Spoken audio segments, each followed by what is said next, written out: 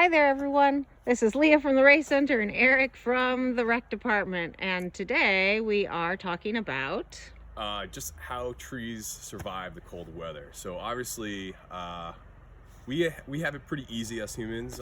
We can put layers on. We can have some hot cocoa. We can go back inside or go skiing or snowshoeing, or get in a quad and drive away. So, but plants don't have it so easy. So what do they do to survive the cold weather? Also, during the wintertime, a lot of animals are switching over. So if you think about switching over their food sources, so if you think about in the summertime, they've got all this, green plants, an abundance of food sources. But in the wintertime, porcupines, snowshoe hare, moose, deer, they've got to switch over to a woody diet. So there's heat that they have to also actually survive through. So kind of funny to think about it, but in the cold winter, sometimes it's actually being overheated. So this is an example of a frost crack or frost check. And this tree right here, this is facing due south. And what happens in the wintertime, the angle of the sun is more acute. And so it's more intense. We have less of it, but it's very intense. And so think of a real cold day in February, it's 20 degrees or less, and this tree is below freezing.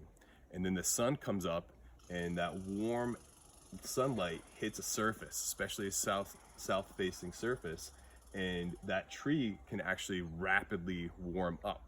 But then as the sun moves away and starts to set again, that rapidly cools off. So that expansion of the tree heating up and then the constriction of it as it cools off rapidly can actually cause that tree to crack, that bark to crack. So a few things that different trees do to help protect themselves from overheating in the wintertime is have real thick bark. So that thick bark, kind of example here, but these plates and that real thick bark will help dissipate that heat.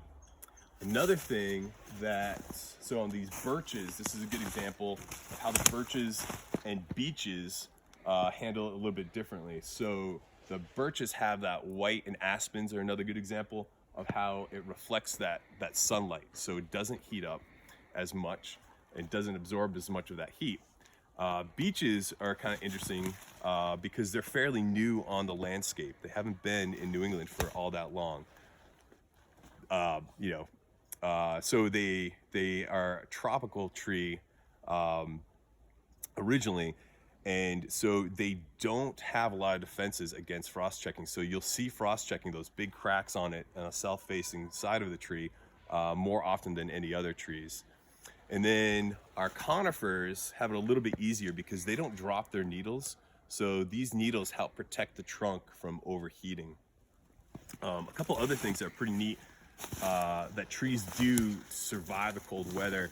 They'll produce, so younger trees like these, especially aspens and birches, willows, what they'll do is they'll actually produce a lot of acids in their bark. So younger trees will produce a lot of acid, which is a bitter tasting chemical in it, so that it doesn't get overbrowsed. So like we were saying, a lot of the animals have to change their diet, and so they start eating the terminal buds on trees, and then they'll also start, of course, eating the bark to get to that cambium, which is the living tissue just below the bark. Unfortunately, if they eat that all the way around the tree, it's called girdling, and it'll kill the tree. So their defense is to have a high amount of that acid in there, and as they start to eat it, it's not a good taste for them. And some other things that are pretty interesting, and actually I should say also, it's been interesting that there's studies on mortality rate with snowshoe hare. So in years where there's a high level of snowshoe hare populations, younger trees will produce more acid in their cambium level, in their cambium cells, and then that will help protect it, and then the mortality rate of those snowshoe hares goes up. A lot of them die off, and then over the years the trees produce less of that acid, and then the snowshoe hare population is able to rebound. So pretty cool studies on that. And as the trees get bigger, they've got thicker bark. They don't need to worry about being overbrowsed as much, so they produce less of that acid. Another interesting thing that a lot of trees do is more on the cell side of survival. So may not be the best analogy, but if you kind of think of their cells as a water balloon, so they have to deal with freezing temperatures. So what that cell does, what their cells do, is they start turning the starches, the sugars, into a almost like an antifreeze. Then they start to expel the water content from their cells, and their cells actually become more pliable.